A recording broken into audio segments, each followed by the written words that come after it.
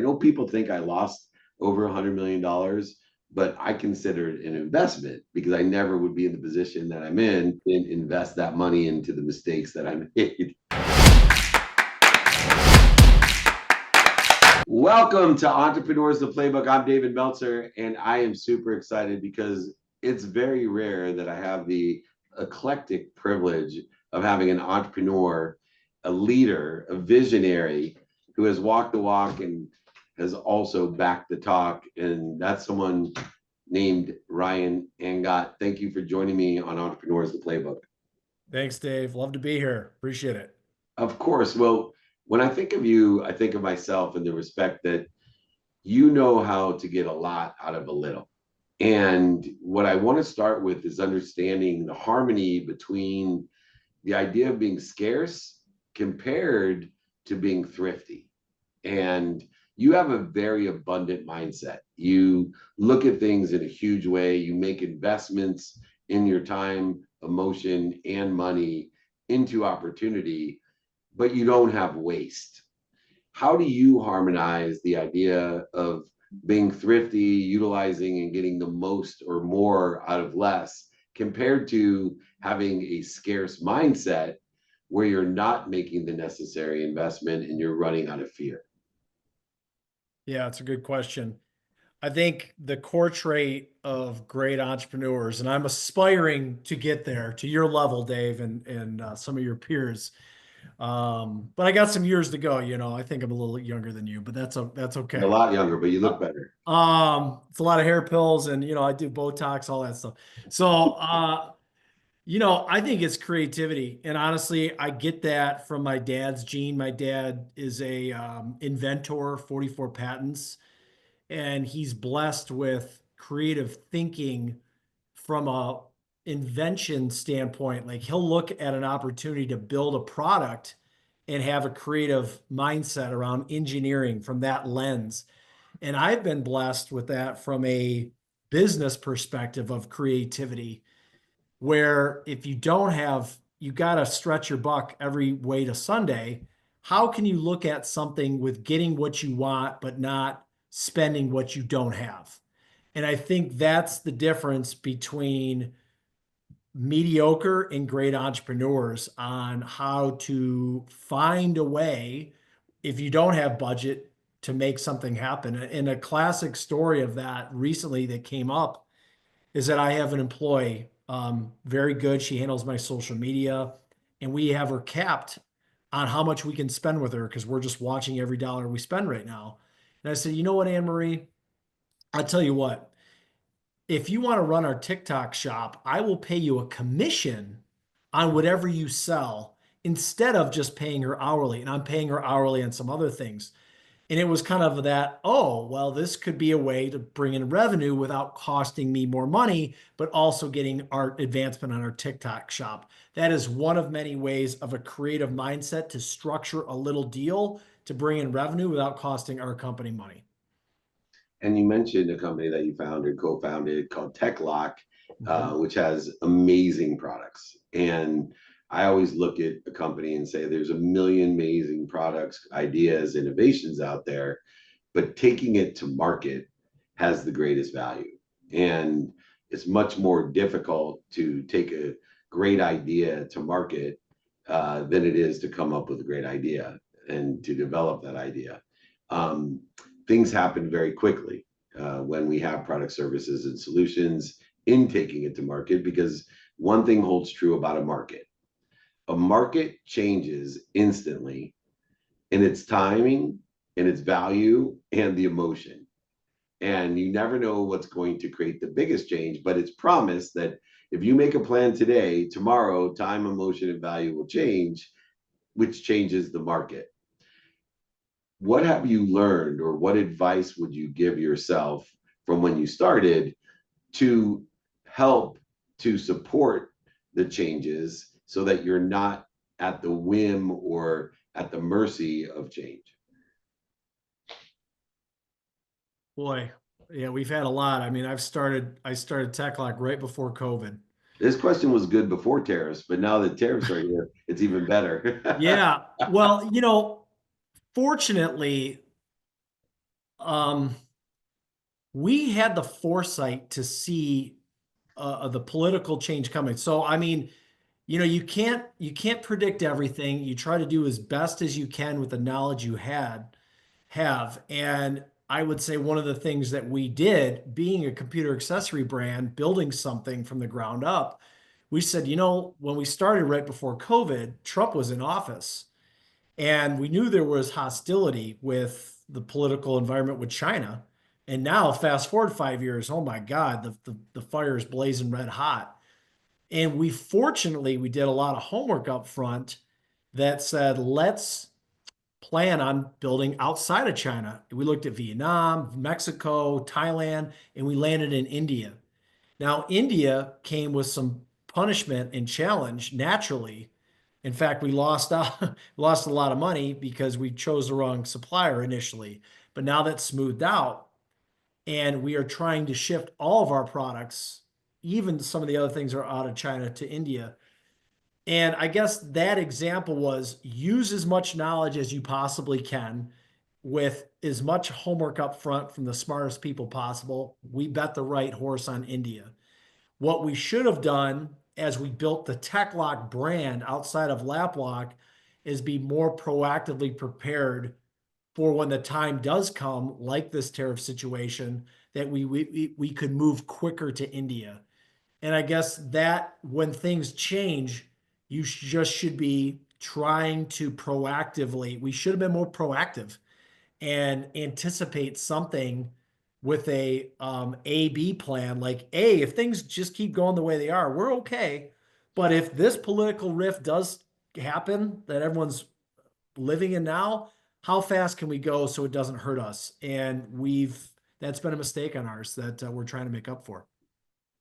And speaking of mistakes, I've never met a successful entrepreneur that hasn't made a ton of mistakes, but they all have one thing, and it's commitment. They have a desire that they must be what they can be, and they will not quit. They will learn and change direction, but all types of companies re-innovate and re-educate and re-engineer themselves, as we see throughout history and human nature.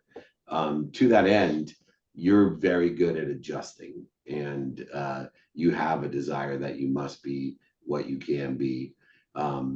But nonetheless, what mistake in your past, whether it's personally or professionally, has had the greatest growth, the greatest benefit, and the most value? For me, it was obviously my bankruptcy. I always say, my wife hates when I say this. I'm like, I know people think I lost over $100 million, but I consider it an investment because I never would be in the position that I'm in if I Sure. didn't invest that money into the mistakes that I made.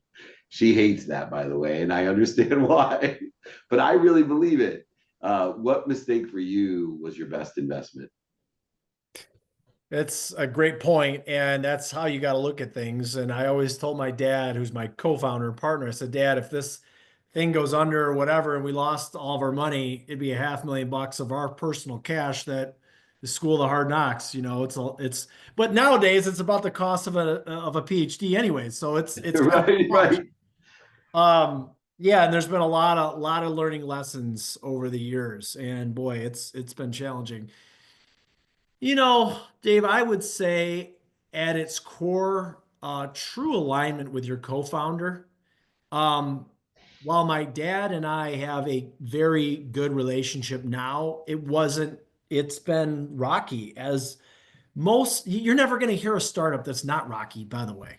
There's Right. not what unless you're Zuckerberg, you're a huge titan that's got Oh, it was rocky for him. You forget the twins, right? All the I do no, yeah, I guess I'm saying nowadays. Sean Parker, right? Yeah, if Zuckerberg spun off a new company, I'm sure he would be fine in not having some of the rockiness. But Right. for first time founders, especially, and younger entrepreneurs, which I fall into, anything is going to be difficult. It's just the nature of the beast.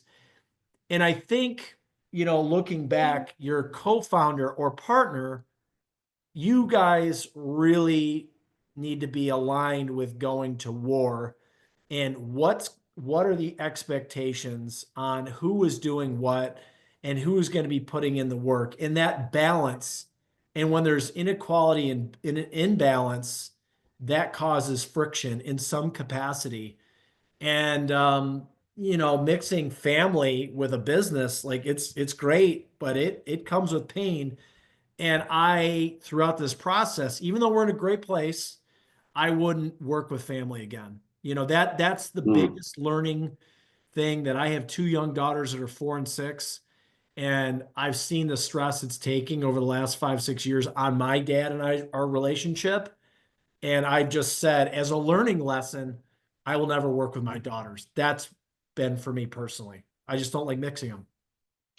Yeah, it's interesting because my oldest daughter works with me, and one of the things I said is I can't work with my daughter. I will allow her to be trained by me, come to the meetings and my trainings, my events, Yeah. but I don't manage my daughter. And when the few but far between circumstances arise where I'm in a management capacity of my daughter, I try my best to back out of it as fast as possible, knowing that, in fact, my siblings, one of them in particular, I dreamed of working with my youngest brother because he's so talented. I still dream about it. Wharton, University School of Economics, Columbia, went to work, just in like has done mergers with Playtex, and like I would dream, I make my life so easy. And Yeah. but he was smart enough to tell me to F off. I'll never work with you, bro. So he's much wiser than I am. Looking at the future, you have a variety of options, opportunities, and touches of favor. Uh, if I would ask you to align your capabilities today with what's doing well or what you think is going to be doing well, where do you see the greatest opportunity for someone like you with the capabilities that you have? Yeah, and that's a good question. Another lesson learned is that as a founder, you know, in my differences, I've been a big enterprise sales guy for about 10 years. That's why I love you. That's where I come from. Yeah. I mean, I love the big $1 million complex deals and the big relationships. And, when you start a company, you're back to selling peanuts and lemonade. And, I get an order for $800 or $1,200, and I'm used to, back in the day, I would scoff at anything under 6 figures, and you're probably the same way, Dave. Now it's 7 or 8 figures, hell. And Exactly. and so when you have that kind of callus of like what you're used to, what you love, it goes back to doing what you love, which means you're going to be probably good at it. And I'm good at strategic selling. I'm good at big relationships. I'm good at cultivating a vision. I am a visionary, and I love to sell and close deals, and really not just not the financial transaction, which is an outcome. I like solving complex business problems for these other small businesses and entrepreneurs, like my Filipino staffing agency, which I own. It's a beautiful little business. It's growing like crazy, and it's so consultative in nature, and it allows me to sell and actually sell with a solution. Whereas TechLok, my other business, you've got tariffs and patents and lawyers and crowdfunding. I mean, And it. dad. It goes on, and I don't get to sell that much. That's the hard part. Yeah. So, looking at those opportunities, and there's one thing that a lot of people say, do you believe in the Elon Musk, Dave Meltzer philosophy of as many different opportunities that we can pursue and it all helps one another? Or if you had to do it again, should you only focus in on one thing? Um, I think, I'm more of your style and the Musk way. And the reason is, if you're strategic about it and you know how to leverage your time and you use a really good operating system like EOS or some of these other ones that we've adhered, and you're disciplined, that's the hard part, is being disciplined. I think it can do. it's the right approach, especially if it can complement others.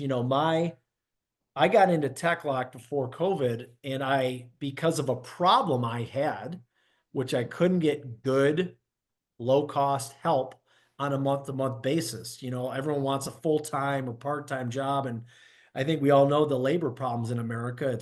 No one wants, a lot of people don't want to work, very expensive, labor laws. You can't say the F word. There's all sorts of things you can't Yeah. do. And I stumbled upon this Filipino staffing agency at $7 an hour. And I had some of the best workers I've ever had in my life to this day. And I said, hell, I'm going to build a TechLok empire and grow it to 100 million in sales. I'm going to need a lot of people. Might as well as buy into a staffing agency to help support that growth. So the hand glove relationship was paramount. So that's the model I believe in. All right, last topic, which is my favorite topic. One of the things I'm most proud of in my career, and especially the last 18 years of it, once I learned my lessons, is that I believe that you can be a great entrepreneur, be a great husband, be a great father, and be a great community member. And a lot of people don't believe that you can have harmony of all those things. And I think it's because they look for balance, not harmony. And balance is very hard to achieve in an incremental day, 24 hours, which is truly what creates our perception. So, in your experience as a multiple entrepreneur, someone, you and I share the same personality, you're just younger and have more lessons to learn. Hopefully, not losing $100 million. I'll take care of that lesson for you. But Thank more you. importantly, do you believe that you're capable of harmonizing the most important parts of our lives, our health, our family, and our faith, with the financial aspirations that you have? Easy to say, tough to do. That's what I'll say is that Ah, I aspire to that. It is very difficult with a young family, especially there. I mean, children are the best thing in the world, but boy, they are demanding and they take, it's just a lot of time and you need to give that time. I have a 4-year-old, you probably hear him in the background. I have a 4-year-old and a 6-year-old. We're on spring break. And, you know, I believe in the harmony. I mean, it's kind of what I aspire to, and I haven't been perfect at it. And I think, especially as a younger founder, going from the big corporate world of enterprise sales to a founder, boy, what a night and day difference. And, it's almost like if you're not thinking about your business 24/7, you're kind of doing something wrong because you're obsessively foaming werewolf, passionate, obsessed with that business. But that can only go so long. And, you'll start losing other relationships or you'll be out of balance and harmony. And I struggle with that. But I will say the last 4 to 5 months, I've kind of centered myself again with the right coaching, the right meditation. I journal, and that's where I think it can be done. It just takes a lot of discipline and practice. And it certainly has taken me a long time to get to a much better place of where I'm at. I love the fact that you included the word practice. Our sports background elevated the awareness and prioritization of practice in everything we do, including selling. Once I realized that I couldn't just get by on a natural sales skill, that it had to be a profession, something that I practice. And I know you do the same and take that seriously as well. Ryan Angott, you are a serial and special entrepreneur doing such a great job in that pursuit of your potential. Check out TechLok. Give him a call if you're looking for some outsourced amazing employees as well. He is a true entrepreneur, which is what we look for here on Entrepreneurs, the Playbook.